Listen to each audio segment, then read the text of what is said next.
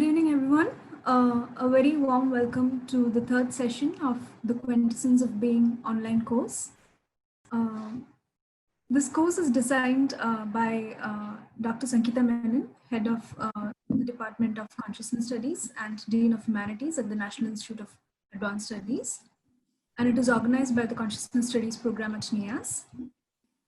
So this whole program came in from the vision of Dr. Sankita Menon, who thought that we should sometimes challenge the hierarchies where only teachers teach, and also give students a chance to impart some knowledge that they have. So we are very grateful to you, ma'am, for giving us this opportunity. And today we have Priyanka Shekhar, who will be talking to us about happiness and well-being from perspectives of psychology. So without further ado, I would like to introduce Priyanka. Priyanka has pursued her degree in zoology and psychology from MES College, Bangalore, and she has done her master's in psychology from Kasturba Medical College. She's currently working as a research associate with the DST Satyam project at NIAS. The title of her study is a study of consciousness measures and synchrony between brain and cardiovascular dynamics in yoga experience. She's also a very good friend and a very good scholar. So we are looking forward to hear from you, Priyanka. We want to know what does it mean to be happy and what does it mean to be in a state of well-being and all of that. So over to you.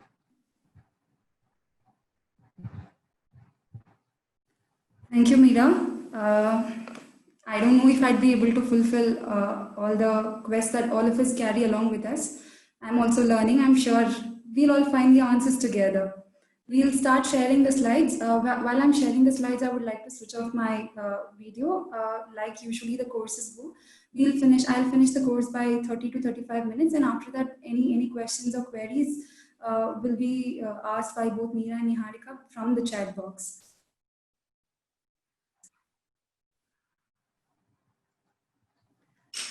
A very warm and good evening to each one of you present here for this presentation today. The topic that I'm going to be discussing is well-being and happiness. What questions from psychology?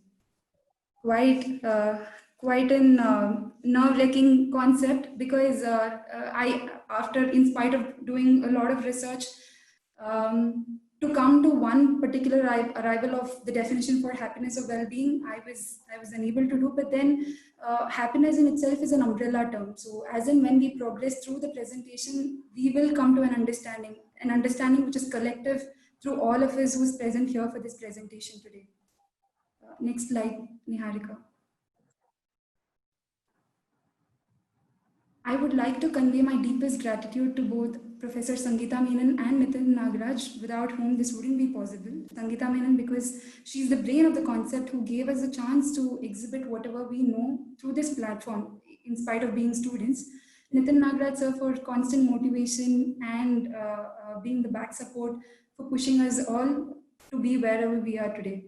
Meera Kumar Menon, who unfailingly had some faith in me, who kept pushing me, telling you can do it, you should be doing it.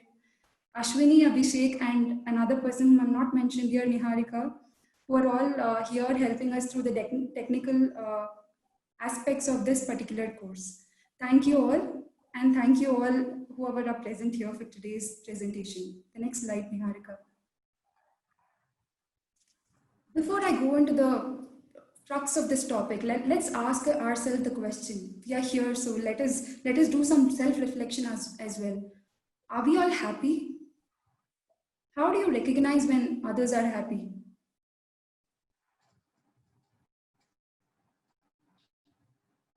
Yeah, Niharika, just keep going.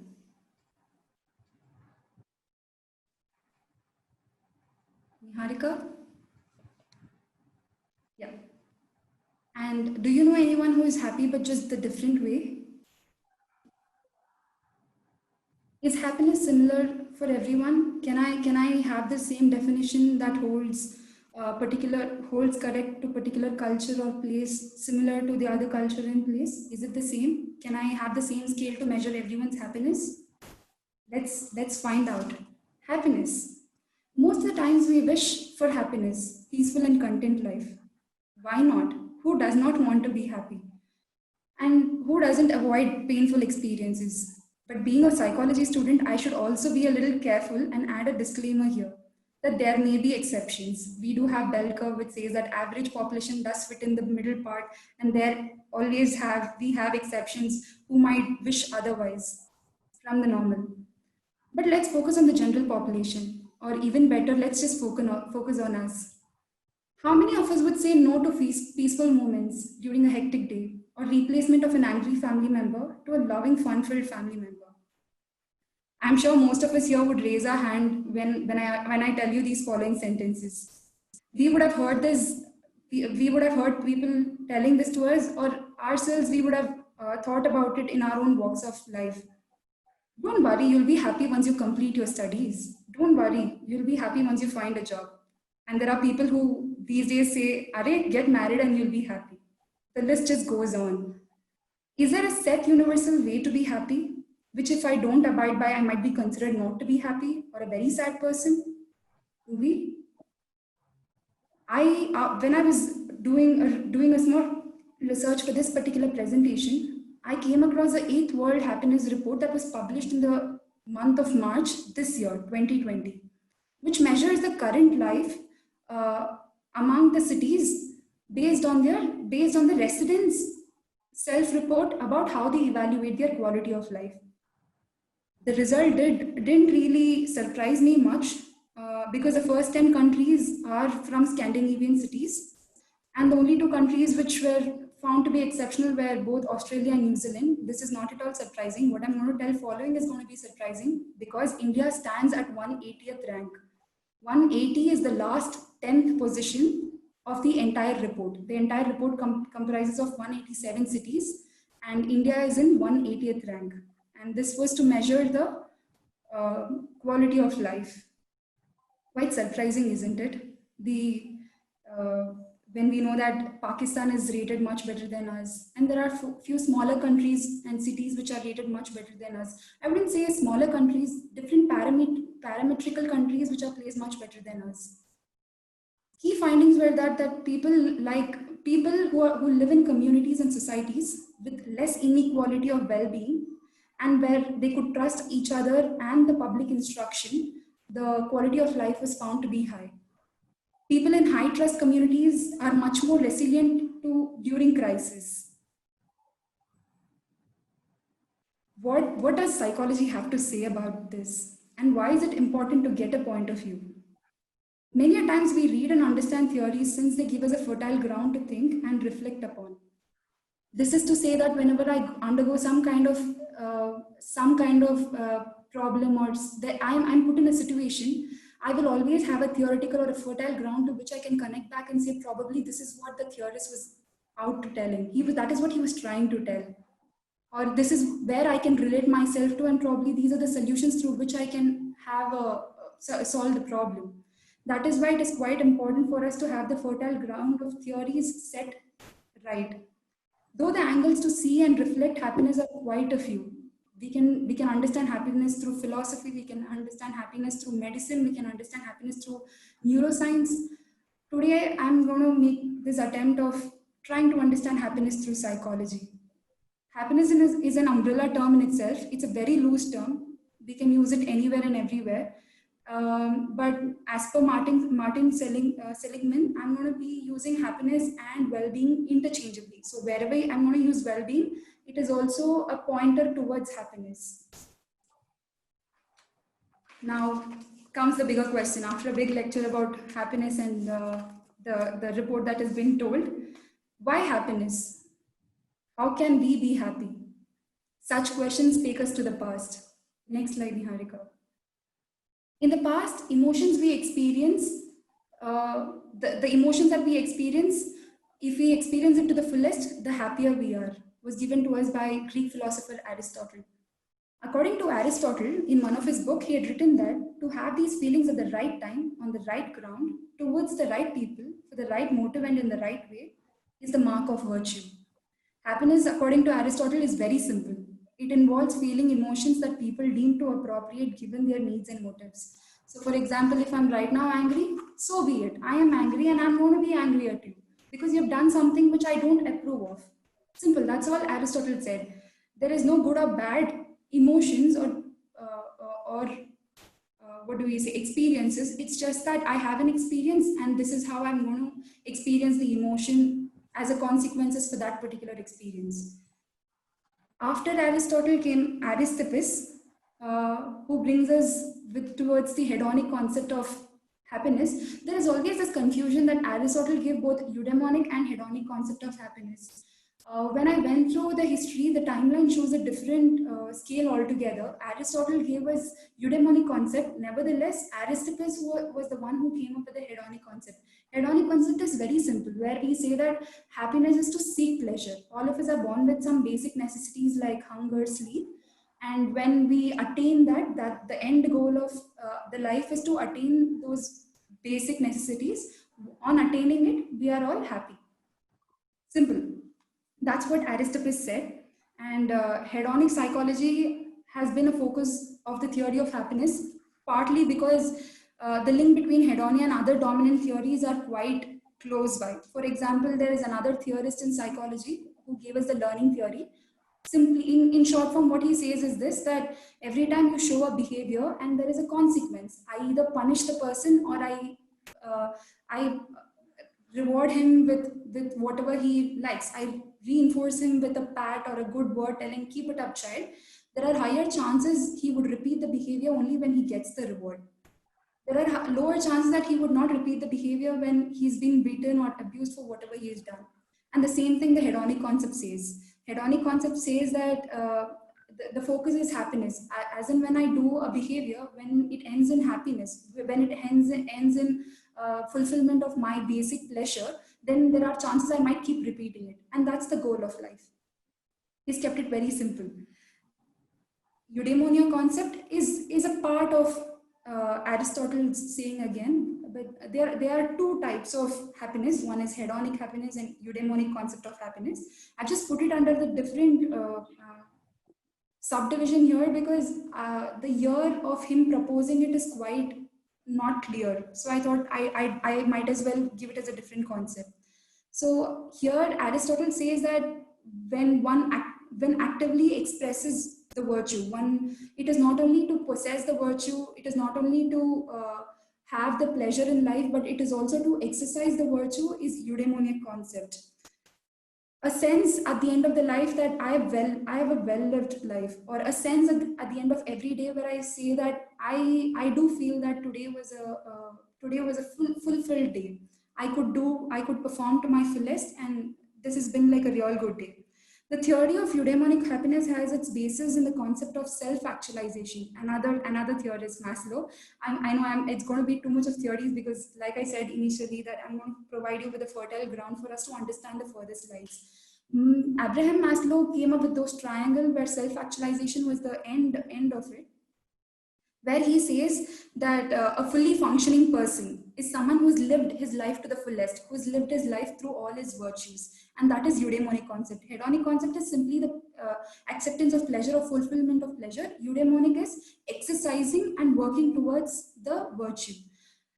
The recent one is positive psychology. After Second World War, what happened with psychology was we too much focused on clinical aspects, trying to diagnose and find theories and find therapies as to how to treat people. We did not think about what are the positive aspects of human beings. And to complement it, Martin Seligman and a few other people came up with a branch of psychology which is positive psychology. It focuses on character strengths and behaviors that allows individuals to build a life of meaning and purpose.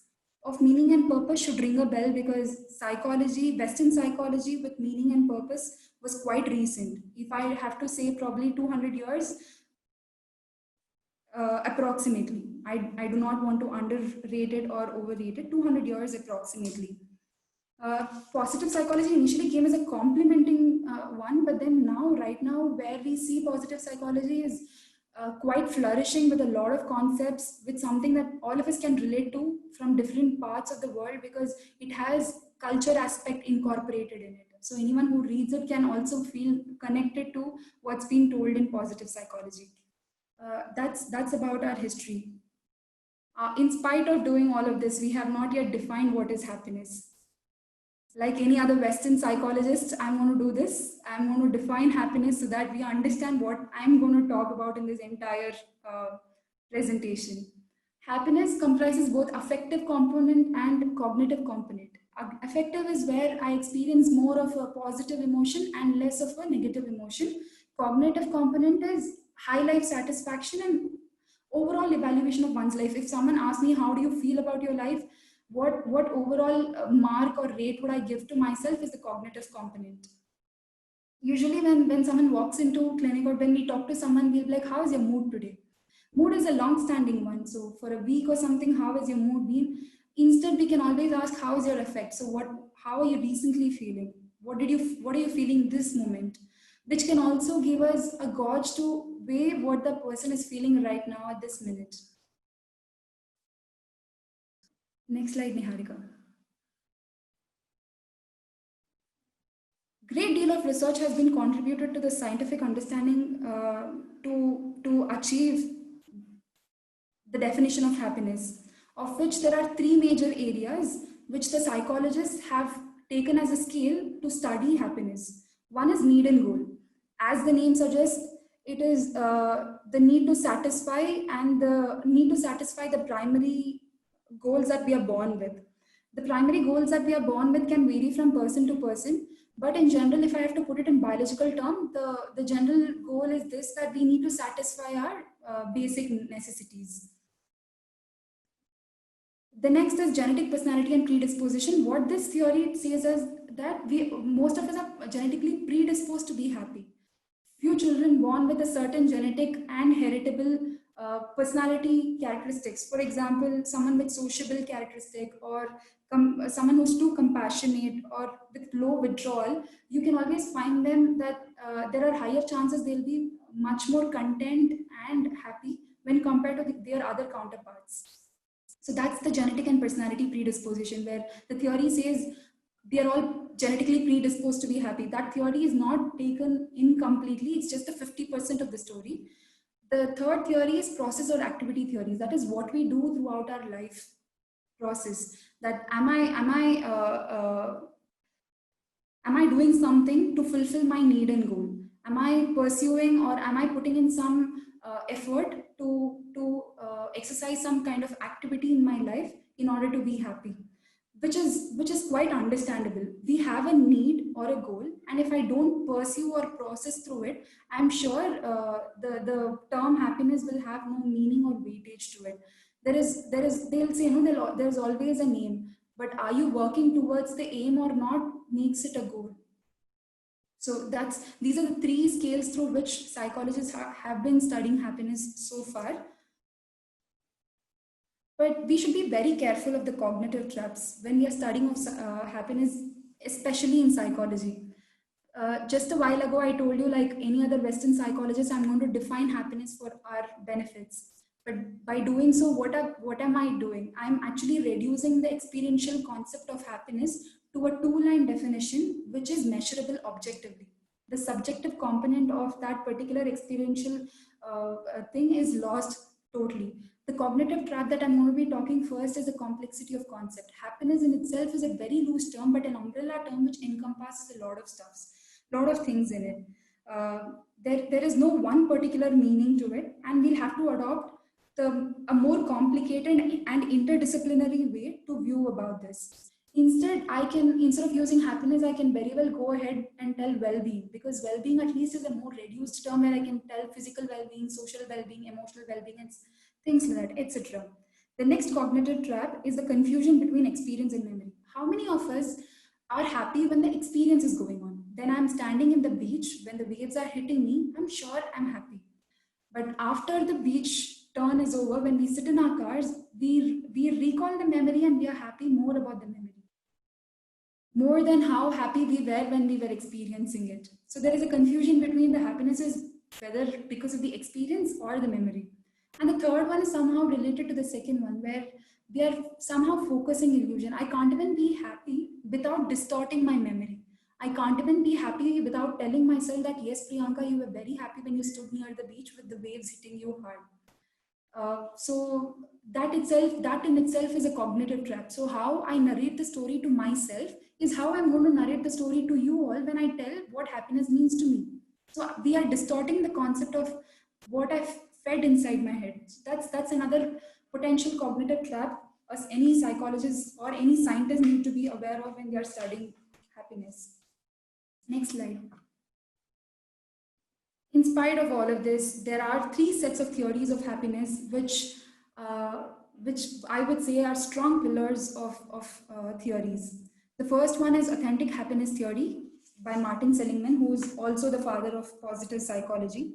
He says that the happiness could be analyzed with three different elements. We choose for our own sake. One is positive emotion, engagement, and third is meaning. Each of these elements is better defined and more measurable than happiness. Can you see that happiness is an experiential concept, but then they've broken it down to three objectively measurable concepts for our easy understanding and easy study. In Western psychology, we often do this. Authentic happiness seems to be one-dimensional because it is only focusing on what the person himself is feeling. Only the person's notion of positive emotion, engagement, and meaning is taken. And Martin Seligman, after delivering a lecture in one of the universities, if I'm not wrong, in Oxford University about positive psychology during its inchoate stage, he was bombarded with a lot of questions, and he also understood that the theory needs a little more improvement. That's when he came back and he worked on his second theory, which is well-being theory. Well-being theory, also the short form is PREMA theory, which stands for, he just added two other concepts, which is relationship and accomplishment. Just by having a meaning and purpose, the life is not going to be happy. For us to accomplish towards it, move towards it, put ourselves into action is also quite important. So the second theory focused on the five measurable elements. First is a positive emotion. Second is engagement. Engagement is how we engage with ourselves as well as the closer social relationships, which is also the third one, the relationship that we hold amongst inter and intra relationships. Fourth is the meaning and purpose that we hold for the life as an entirety, which is also an abstract concept again if we have to debate about it. But meaning and purpose, I'm sure all of us will find. I mean, today morning when I was talking to one of the professors here, he was telling me about how this plays a vital role in Indian psychology or Indian philosophy of Swadharma. One needs to realize what is the purpose or what is the meaning of one's life on earth for this birth is. So probably Western did not think too much deep about it. Their meaning and purpose could probably be what's the life goal. Fifth one is accomplishment. How much have we accomplished and how much are we going to accomplish? It's a past evaluation as well as future evaluation. After this came, this name is a little too difficult to pronounce. I will try. Csikszentmihalyi. He came up with a concept of flow and creativity. Niharika, can you press it once again? Yeah, so this is the graph that he came up after a particular experiment. If we all can see, in the x-axis there is a skill level and in y-axis there is a challenge level. And the flow is in your right topmost corner. That is when skill level is also high and the challenge level is also high. That means to say a person with a good creativity and involved in a challenging task where he is both involved as well as aroused to fulfill the task. He is in a motion of what is called flow. The flow will keep us engaged. There are times when theory of relativity, it says, I mean, I'm really quoting the theory of relativity, but that's not what I'm trying to say. What I'm saying is there are examples where we say that I didn't know how the time passed. I just thought it was 1 o'clock. I didn't know how 4 hours just went like that by reading this particular book. That's the experience of flow, where you're enjoying the task as well as there is certain demand of your skills to be incorporated for you to engage in that particular task. Anything less than that can lead to various other emotions, most probably the negative emotions. In the same graph, we can see that if there is a skill, moderate skill level but a high challenge, if we are not predisposed or if we have not learned how to take up the challenge, then there will be high arousal. or we do not have skill at all, but then the challenge is too high, then there is an anxiety. Similarly, we can read it. The upper half is usually the negative, and the lower half is also mostly negative, except for relaxation, flow, which is a positive emotion. So this is the scale that he came up with, which is also a part of theory of happiness.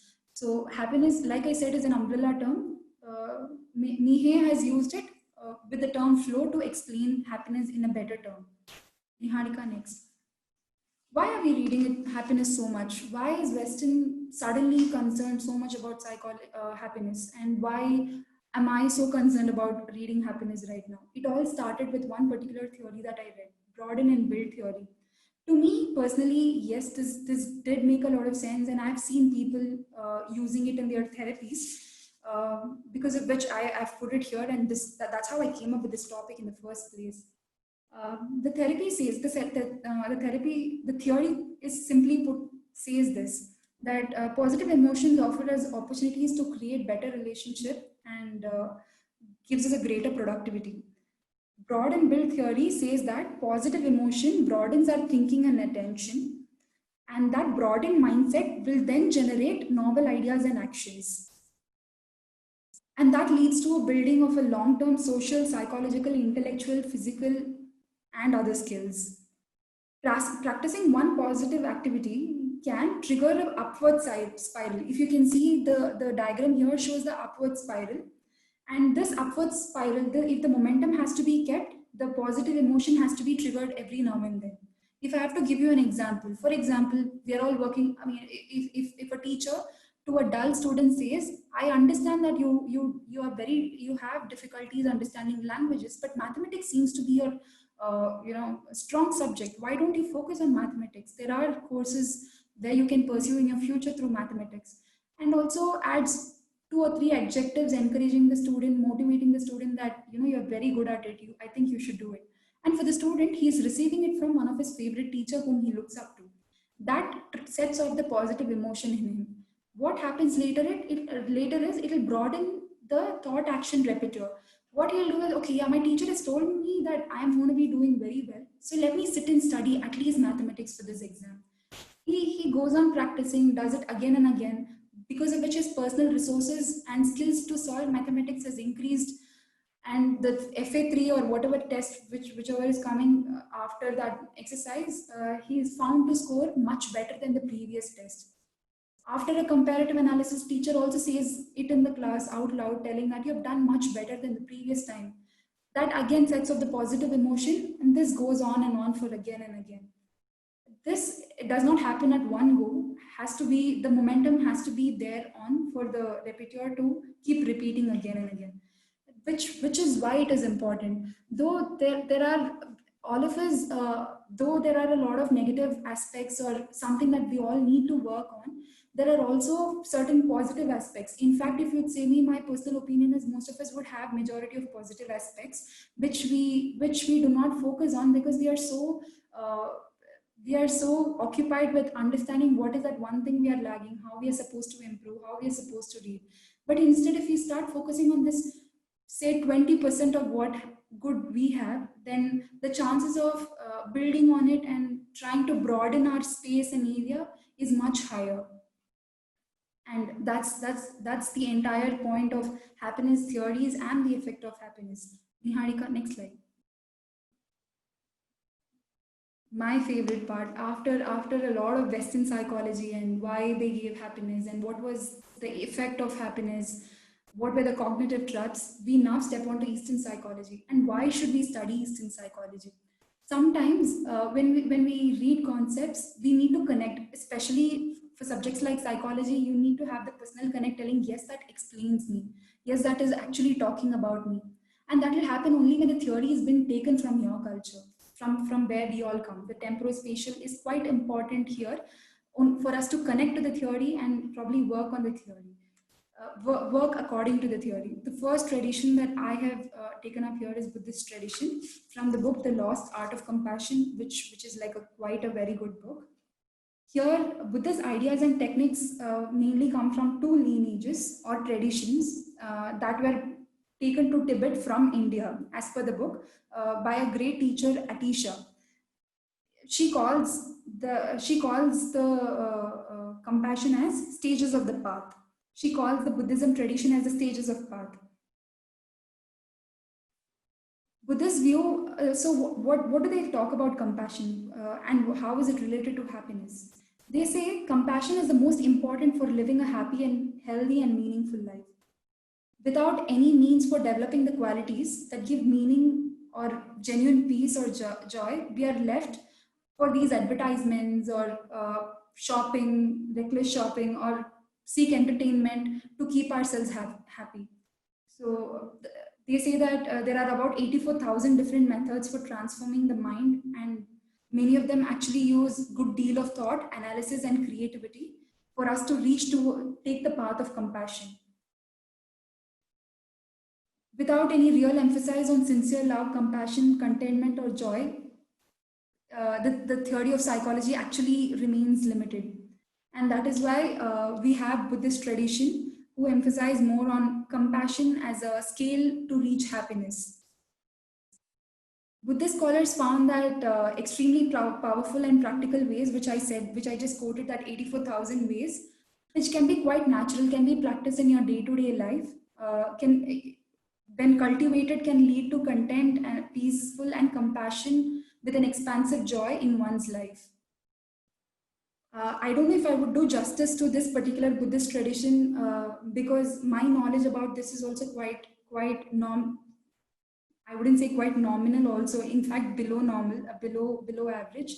I've been reading quite a lot of books and I understand that Indian and Buddhistic traditions in particular scales are not very different. Right now, even Western psychology is adapting from Buddhist traditions like Zen meditation, mindfulness eating, mindfulness living, a lot of concepts. In clinical setup, I've heard from other practitioners that it does do quite a successful prognosis when it comes to particular disorders and stuff like that. So I'm sure compassion as a scale has proven to be a good scale for achieving happiness. The next one is the Japanese tradition Ikigai, which is also a book, Ikigai. I'm sure most of us here would have read about it. If you've not read about it, please go back and read. It's a small book of about 250 pages and it really does give a lot of information, or it gives a lot of understanding about how to live. Ikigai is a Japanese word which means Iki means life, Gai means worth. Both put together, it just means finding your purpose of life.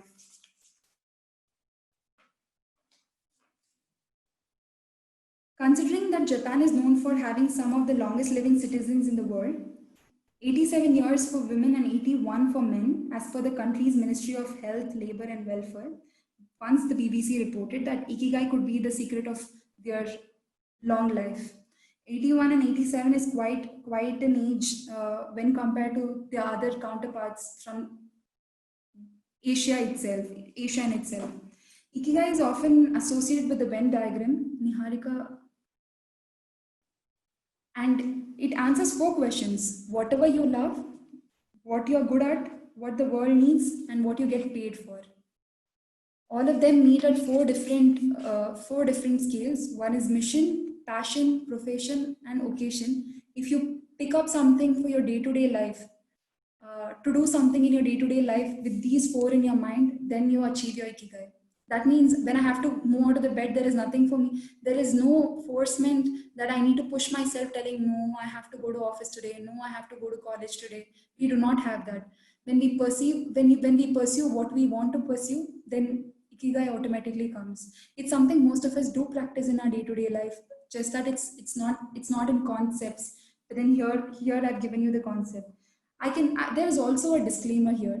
What can be paid for is not even it doesn't contribute as much as the other 3 concepts, because sometimes people who are retired are the ones who take up different passions to pursue and things like that. So paid for does not contribute as much as the other 3 concepts. When any of you want to actually find the Ikigai for yourself, probably you can remove the 3rd circle, the blue color circle, and find something in terms of passion, mission, and profession.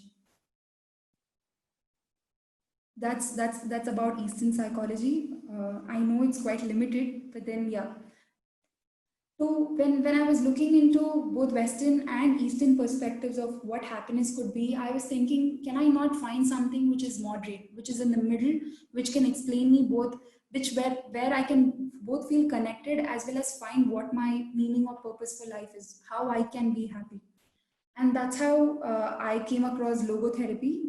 Viktor Frankl was a survivor of a Nazi concentration camp. In his book, The Search for the Meaning, he has written about his ordeal throughout the throughout his lifetime in the concentration camp. After he came out from concentration camp, he wrote this logotherapy, and he went on establishing it. After that, people have found that logotherapy again has a very good prognosis rate if given to the right person at the right time. Frankl believed that humans are motivated by something called as will to meaning, which equates to a desire to find meaning in life. He argued that life can have meaning even in the most miserable of circumstances. Understandable, because he came from a Nazi camp and he survived the Nazi camp. He says that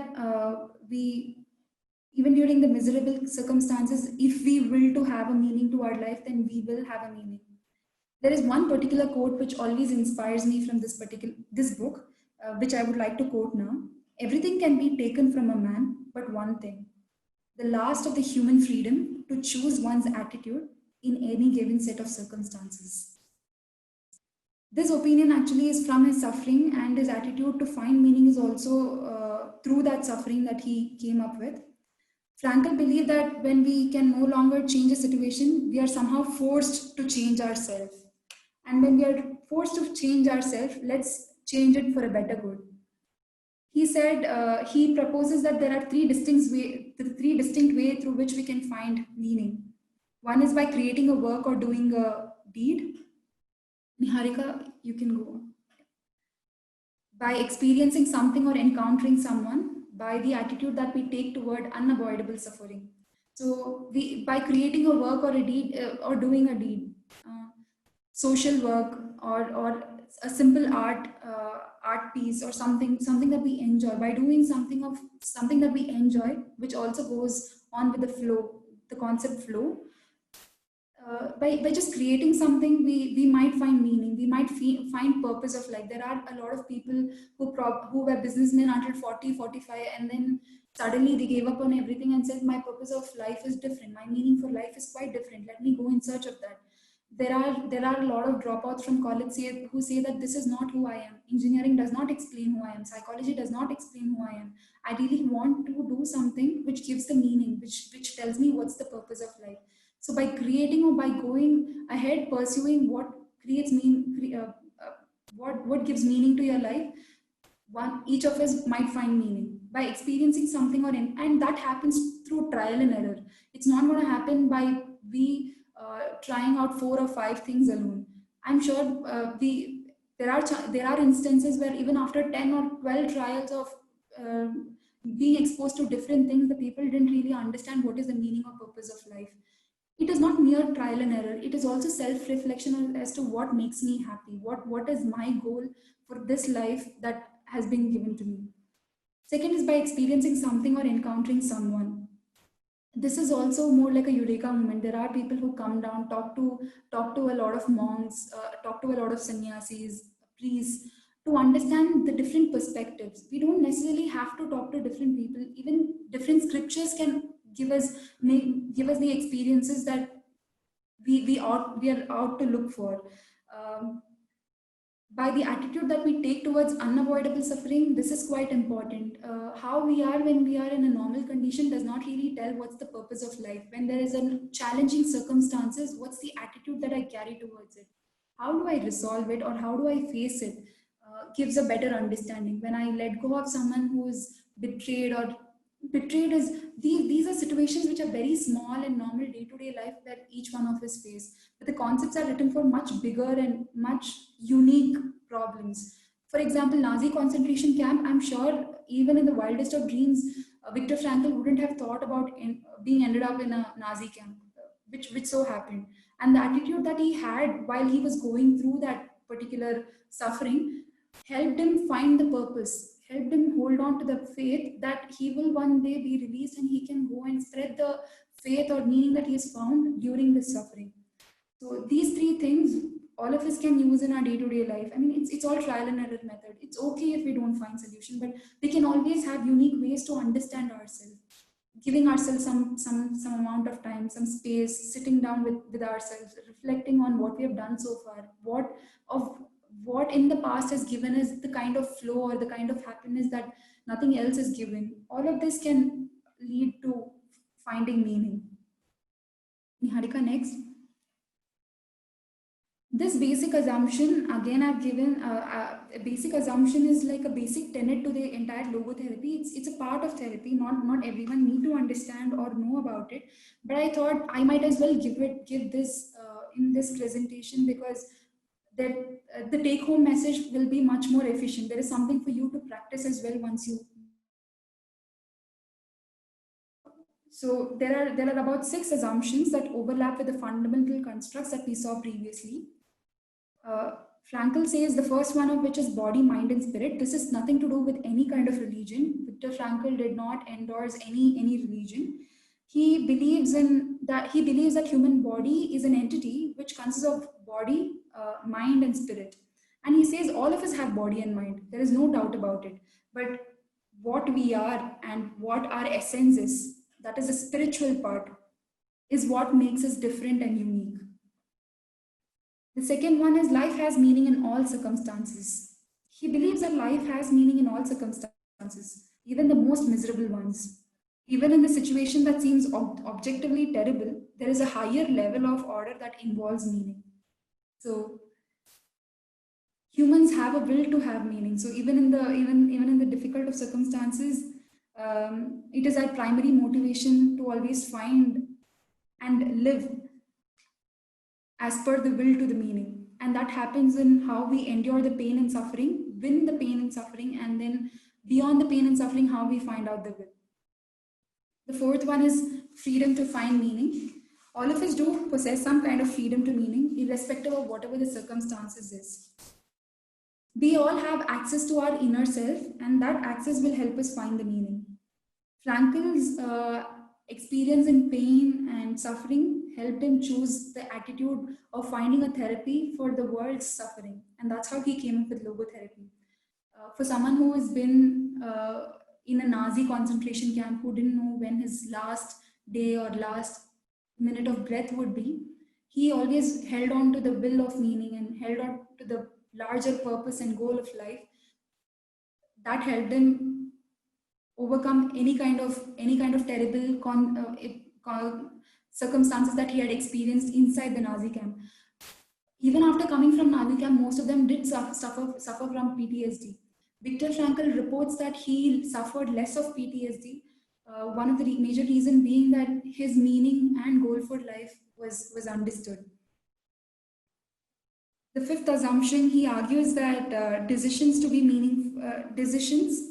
meaningful, individuals must respond to the demands of their daily life.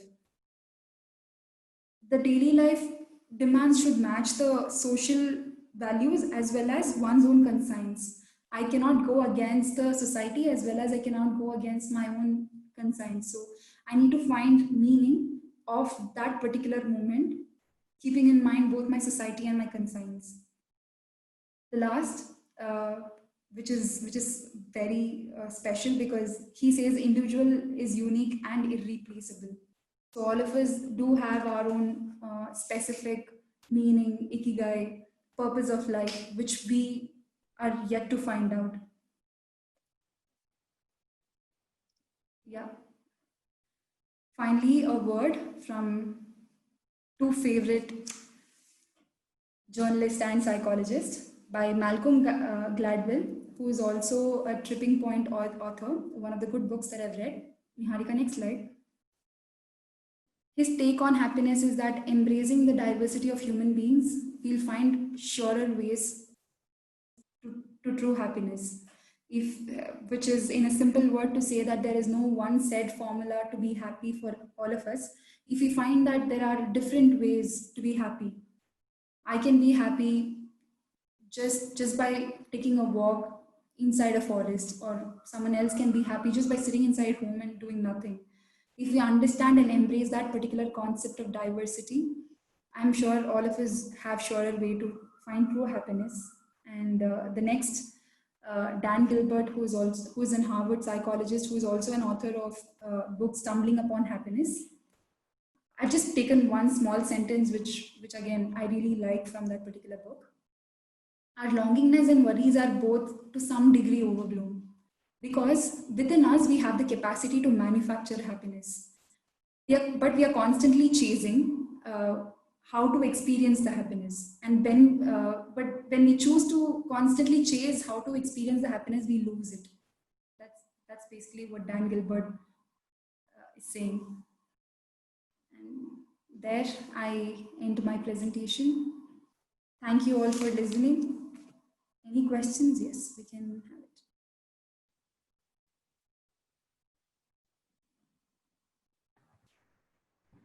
it. Thank you, Priyanka, for making us all happy. Now we will definitely take some questions from all of you. Please type it out in the chat box like we usually do, and we can start with the question answer session. Okay, so Dilip HR has a question. Sir, are you here? Dilip?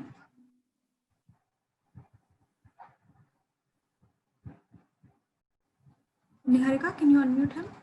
Yeah, I have unmuted him. Okay. Yeah, hi, I'm here. Yeah, please go on, Dilip. Yeah, so my question is happiness a zone where the mind goes and comes occasionally outside of control? Or is it a conscious attitude we take to life? Come what may, I'll be happy kind of. I would like to hear it from you. How is your happiness? Is it a momentous thing, or is it something? Is it your conscious attitude?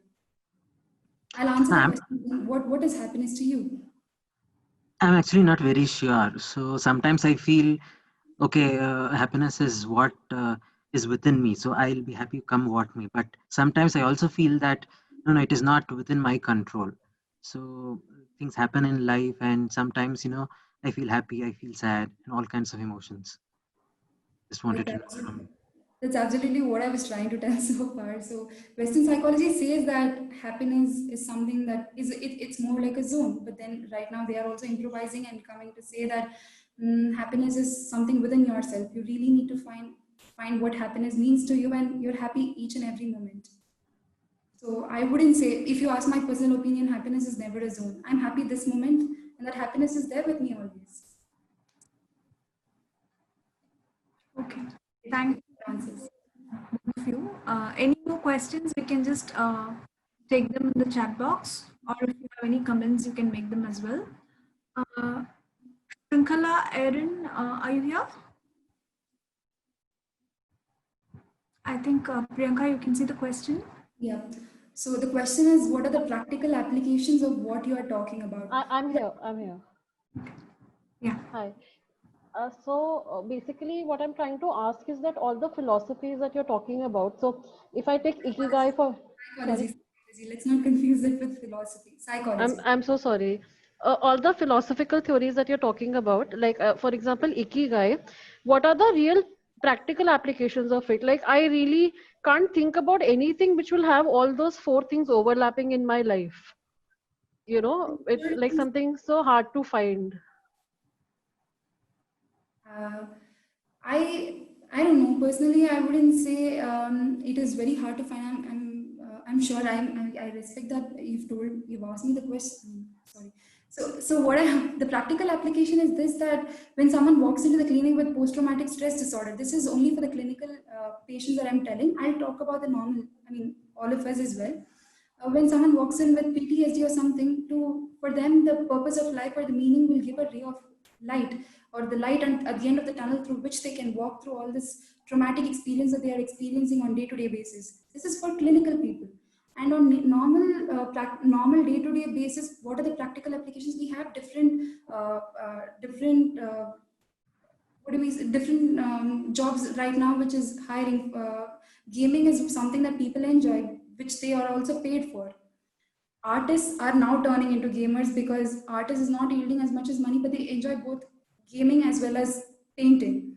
I'm sure if we sit down ourselves and reflect more upon, or have a lot of options, and not restrict ourselves or narrow down with 1 or 2 options, but with 10 or 15 options, they can come up with something of similar lines. And Ikigai is not, this is not the first time I'm actually talking about Ikigai to in a presentation. The last time, many of the times that I've spoken about, I have seen personally people coming up with a particular meaning of life, or particular profession which will endorse happiness or give a meaning for their life. Yeah. I Thank hope I answered your you. Yeah. So now Anisha Kushi, are you here, Anisha? I have been muted. Yeah, okay. Yes, the question that I had was that is Maslow's self-actualization as an end just a lifetime process of being happy according to like Western psychology? And does that anyhow coincide with the Eastern viewpoint or Ikigai for that matter, like finding a purpose and constantly working upon it? I just want to know whether they actually ever coincide to be happy at least. Actually, Eastern viewpoint is quite large. I mean, that's a very good question. Eastern viewpoint is quite enormous. What I've given here is not even probably 0.1 or 0.2% of what Eastern viewpoint says. So I wouldn't be doing a justice if I try to compare Maslow's self-actualization with Eastern viewpoint, because Okay. Indian philosophy and Indian psychology itself has a lot of scriptures which does talk about self-actualization even before Maslow's theory came. So, Okay. like, but again, the first part of the question is self-actualization as an end, just a lifetime process of being happy. It's not an end, it's just the process. Yeah. After self-actualization, he has 2 other scales that his self-realization on has also been added after, Okay.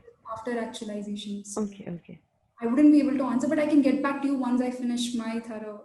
Yeah. Please do. The thing is, like, for a long time, I tried to understand it. It always felt that Western philosophy, or sorry, Western psychology is all about trying to define what all we feel, or always about definition. And Eastern one, I could always see that it is the lack of definition that actually tells what our awareness or actually feeling it is. So I just wanted to know whether if they ever coincide. I can get back to you about the same ones. Thank you very much. Yeah. Thank you. Yeah, Pratyush, are you here, Pratyush? It'll be great to see you too. Are you here? Yes. Yeah, Can I- Pratyush, please go ahead. Yeah. Yeah. Hi, Priyanka. Thank you very much for your amazing lecture. I would like to ask on the question of suicide and procreation. You gave mainly initially the 2 main theories of happiness. One is the hedonistic theory, and another is the eudaimonic theory. So some people would argue from the hedonistic theory that life in fact involves much more suffering than pleasure. And so life itself, having the assumption that life needs to be lived and then we need to find meaning, etc., make it worthy, be happy, is again very problematic. So from those people's perspective. And so including the antinatalists who say that you may either commit suicide, and even if you don't commit suicide, at least you should not procreate further, because ultimately the baby, whatever, it would involve a lot of unhappiness to itself. So how do you answer to it? And moreover, there is how do you fit in the idea of freedom or free will into the idea of happiness? So, in other words, if a person does not have enough choices, can you say that that person can be happy in any way? And so, if it is free will, which is an important element within the idea of happiness, so how could you say that life itself, it is something that is not free will? You haven't chosen, and the instinct of survival is extremely hard and difficult to overcome. So when life itself does not have an iota of free will to a large extent, how would you What you're claiming? happiness into it? Yes. Which is what you're claiming. So it's a subjective concept, no, Pratyush. What I'm talking about, happiness, procreation, suicide, I didn't understand the point where you said there are few philosophies which say suicide could also be the end of all the sufferings and all of it.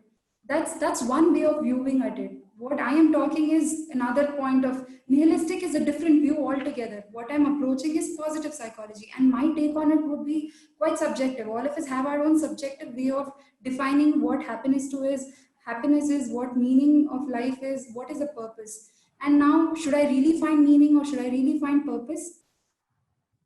Why not? I mean, we are living a life, and meaning does make it much more easier for us to live and happy. How I define happiness also might help me understand how I'm going to, take which path I'm going to take.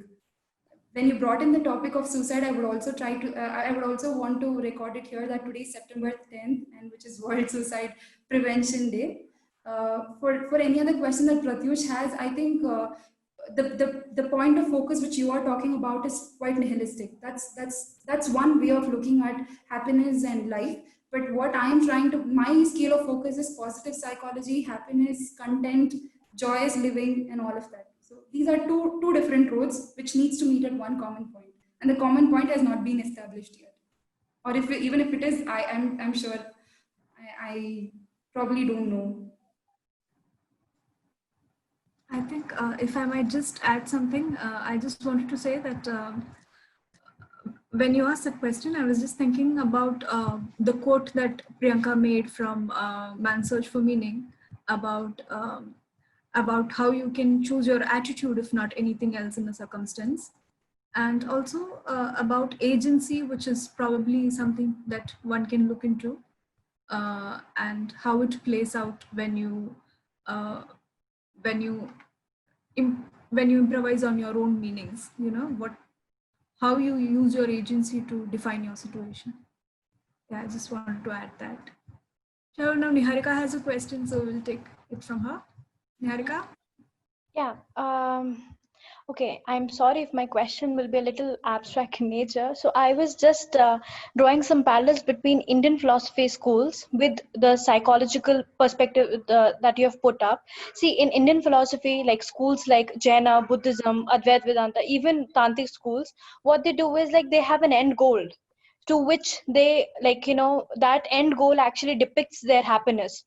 So it's more of a goal oriented. The process itself is also joyful, but the blissful state or the ultimate goal that they are saying or claiming that this is what you're going to get is the highest happiness point for them. And there are ethical values with each school, like there'll be three jewels in Jaina tradition, and there'll be eightfold path in Buddhism, and other things come into their metaphysical points. But is there such a concept in maybe in Eastern or in Western psychology that you were bringing up? Is it goal oriented, or it's like both? Like in philosophy, it's also the path and the goal which brings you joy and happiness, and free will actually is upon you. Like it's your will that you are following that path, and also you want to reach to that goal. Like I got this point from the will point from Pratyush. So I was saying that the will is both while following a path and also while achieving it. So such a thing is there in psychology. Logotherapy that is what logotherapy is all about. No, it's the process as well as the goal. I mean, I have a will to choose my attitude during the kind of attitude that I choose during the hard circumstance, hard life, during hard life challenges is out of my own free will, right? And that is the process. The end point is happiness, and while I'm undergoing this hardship, also I'm happy and content because I know that I will be reaching the ultimate end of happiness and contentment. So logotherapy is all about that. That's why I brought in the logotherapy concept here, because I somehow find it bridging between both Eastern and Western psychology of happiness. Okay. Okay, thank you, both of you. Now we have Dr. Bintu Ramchandran's question. Ma'am, are you here? Dr. Bindu Ramchandran? I'm trying to unmute her. You can proceed with the question. Okay, in that case, we will just take Manu Ravindran's question. Manu? I think both are connected. Okay, do you want to just go ahead and answer, Priyanka? Manu, if here. Meanwhile, you can please. I unmuted Manu, so if Okay. you can say something. Hello. Yeah, we can hear you. Hi. My question is, why is happiness so important? Which is a very basic question because there is a lot of talk about happiness and it's trending nowadays. And also, why do people pursue happiness and contentment so much? Why not pursue unhappiness and discontent with yourself and the world?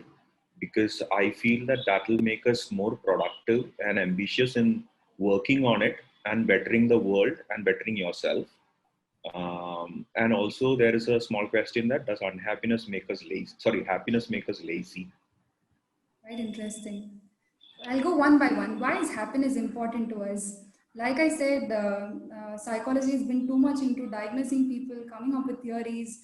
We forgot that there are also positive aspects of people. There is a current rise in positive psychology because it is just like a newborn baby to the field of psychology. That's why there's such a huge rise. And happiness is not only about happiness.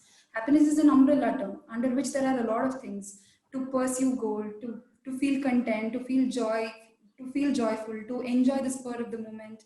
There are a lot of terms under happiness. And why do people pursue happiness and contentment? I don't know. I mean, all of us want to pursue happiness and contentment, not in the same way. Subject, how do we define happiness is also important. No? If you're talking about the physical aspects of curving up the lips and just to have a relaxed body posture, no, that's not what we are talking about. The happiness and the contentment, what I'm talking about is to enjoy every work and everything that we do in our day-to-day life basis. It's difficult to pull and push ourselves out of the bed every day morning. Instead, if I'm happy and content about what I'm about to do, what I've planned for that particular day, doesn't it make much easier for us to reach our full potential? If I give you a work saying you have to do it, which you're not interested in, I'm sure you want to only put 30% of your potentiality. Instead, if I want to give you something that you love the most and say, you can take how much of a time you want, but please finish this and give it to me. This is something you enjoy. I'm sure all of us are going to put more than 100% of effort. We are going to sit day and night and try to finish it without cribbing and crumbling, because that's what content and happiness feeling towards a work will give. The result and the process is much more enjoyable. Why not pursue unhappiness and discontent with yourself and the world? Um, why not? We can pursue unhappiness and discontent, but we chose not to. Free will is all about that. What do you want to pursue? What makes you much more efficient? What makes you easier to reach the final goal that all of us have for this I think more than Western psychology, I would always say Indian psychology would have better answers for that particular question. I'm not sure of which school of philosophy, but then there is one particular school of philosophy, Indian philosophy, which says that the Swadharma is not about attaining the happiness, but to overcome the unpleasure feeling. Correct me, I mean, there are a lot of philosophers on board.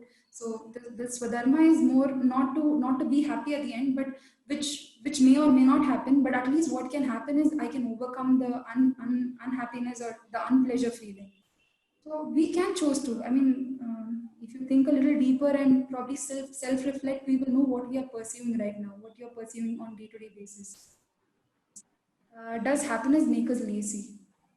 Okay, that's a new thing. Does it make us lazy? I don't know.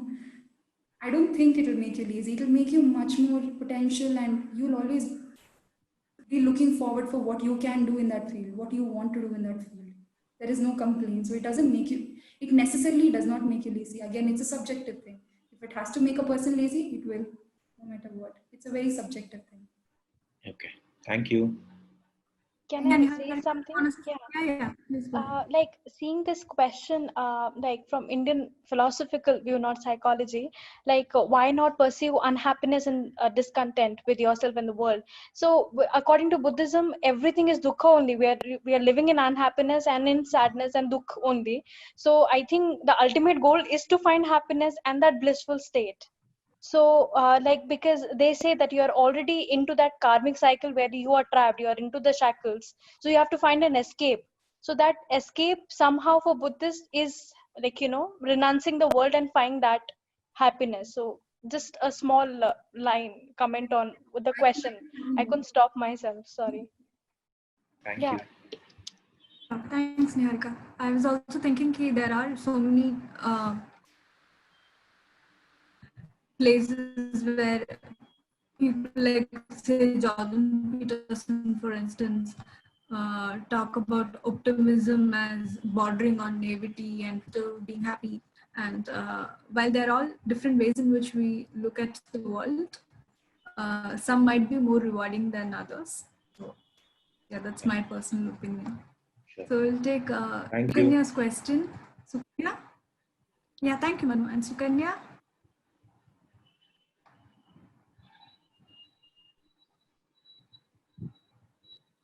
Hello, Sukanya, are you here? Yeah. am I audible? Yes, please go ahead. Yeah. I have some network issues. Sorry for that. That's okay. Go ahead. Thank you, Priyanka. Thank you for the presentation, Priyanka. Actually, I might be wrong.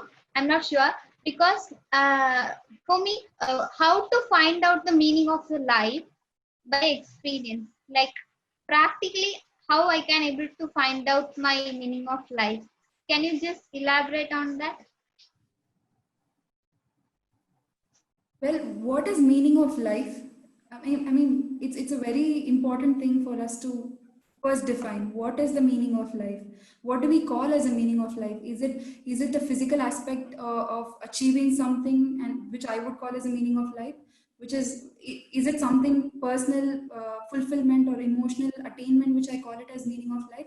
When we define that, I'm sure our experience, or as and when the time passes, I'm sure it's going to point out to what is the meaning of life through your experiences, because you've been experiencing it throughout your life and you know none of which suits who you are as a person. So yeah, defining meaning of life first would help us understand which part of our experience will help us point out what meaning of life. Okay, thank you, Priyanka. We'll take 2 more questions, and if there are more, we will definitely open up the chat for more questions and feedback. So for now, we'll take Sevji's question. Sevji, would you like to? Yeah, am I audible? Yes, and could you also please tell us how to pronounce your name so that? Sevgi. Sevgi, yeah.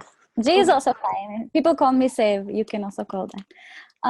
Okay, so my question is about like cognitive kind of verbal trap that I generally come across. Of course, foundationally, I'm more inclined towards philosophy, and in fact, this kind of resembles with Wittgenstein understanding of the way we use verbal expressions. But could you please comment on the very word of happiness? Because if a person considers my situation as being happy, but I feel negative, the word happiness might be negative to me. But then, so I don't feel happy to talk about happiness. So it's kind of this, verbal exchange between the situation and the representation of that word in my mind. So when it comes to psychology, while interviewing people, you may not directly say, do you feel happy? You instead look at other variables. Can I stop you in between? I think I lost you in between and I didn't get the last bit of question. Sorry. Okay. So I was stating how the way happiness makes me feel, and how my definition of happiness changes according to what I hear about happiness in life, right? Like I might feel bad, but a person might say, oh, you look happy. And then I can consider that very word as something negative. So then, so I want to know, how do you, in a way, measure happiness when the subject comes into place? May it be an experiment, may it be an interview, or maybe any assessment that you can come up with in psychology. Yeah, I'm sorry, it might be too broad or too naive of a question, but yeah. No, actually, that's quite an interesting question, and that actually talks about how words have a power play when we have to define stuff. Like I said, Western psychology has this fascinating way of breaking down concepts so that we can measure them easily. What you're telling is also another important point we need to focus on, that what one defines as happiness could necessarily not be the definition of happiness for the other. So what I claim to be happiness can probably bring sadness, or probably bring an hatred towards the word in itself. What usually the simple thing that we would do, or in psychology, how they would measure is they come up with questions such as how instead of using the word happy, they would use the synonyms for happy: joy, how content you are, Oh, okay. how many times did you smile, how many times did you feel your tongue not touching the palate. Is your tongue not touching the palate? Are your shoulders relaxed when you're hearing the question? Are you feeling relaxed? So such synonyms are much, they are used. One reason could also be that I probably do not want to directly question and have a biased answer. Instead, I would ask an indirect question as well as get the answer for what I'm seeking for. Okay, thank you. Thank you so much. Thank you. Pujarini Das, can we have you ask your question? Yes, I have already highlighted on the chat box. Could you please respond to that? Sure. Thank you. Priyanka, do you want me to read out the question? I'll read it out. Without holding any theories, therapy's definition and meaning of happiness from both Eastern and Western traditions of psychology, can we still understand and realize the momentum of happiness? If it is so, how could we be aware of or overcome any form of cognitive trap? Then there is a momentum of happiness. I don't think we are into any cognitive trap. When the water is definitely hitting us, we are definitely happy. We are caught up in the moment. There is nothing that comes with the information or that we carry after the information. Like I said, therapies, definitions, all of this are just a general scale which tells us what happiness is. But no one can capture the essence of what the experiential experience can give it to us. So we can still understand and realize the momentum, but when you have to verbalize it to others, I'm sure you're going to again use this therapies and definitions to verbalize how you felt that particular moment. I hope I've answered your question. All right, thank you, Priyanka. So we will take more questions in the chat box if there are any. Also, please feel free to give your comments, feedback, and all of that. Hari has a question, I think. Okay, Hari, then please go ahead. And Manu, we will take your question in the chat box if that is okay, because we are running a little short of time. Hari, yeah, please go ahead. Thanks, Priyanka, for the excellent presentation. So, three metric for happiness, which I personally found useful, is like frequency, intensity, and recovery.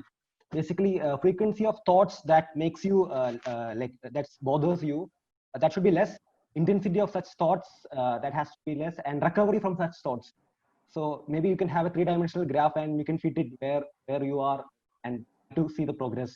That is something that I personally find it useful. Yeah, that's it. That's a very good input. Thank you, Hari. That is the reason why we need a multidimensional approach towards happiness, because any one dimension of approach is still going to fall short explaining what happiness is, and all of us are going to have a lot of doubts and queries and still an unsettled feeling about what is happiness. So yeah, what you told is quite important and input. I think multidimensional approach is the solution for all of this. Yeah, thank you, Priyanka. Thank you very much. Yeah, wonderful presentation. Thank you. All right, in that case, we will take more questions and comments in the WhatsApp chat box. So thank you, everybody. Thank you, Niharika, for always being here, doing your thing, like making it smooth for all of us. And thank you, Priyanka, for the beautiful lecture. And thank you all of you for asking such great questions. So next session, I will continue from where Priyanka has ended about logotherapy and meaning and purpose and all of that. And I would think, if you were to think of meaning as a methodology, what would be the method to go about in understanding or in making meaning? So for that, I would be talking about narratives of the self, and what do we live for, and how does our narratives influence how we live. So hope to see all of you for the next one as well. So yeah, thank you, everyone. Have to thank Sankita ma'am also for doing this, for giving us this opportunity, and all of you all, also Abhishek and Ashwini. So yeah, thank you one and all. Thank you.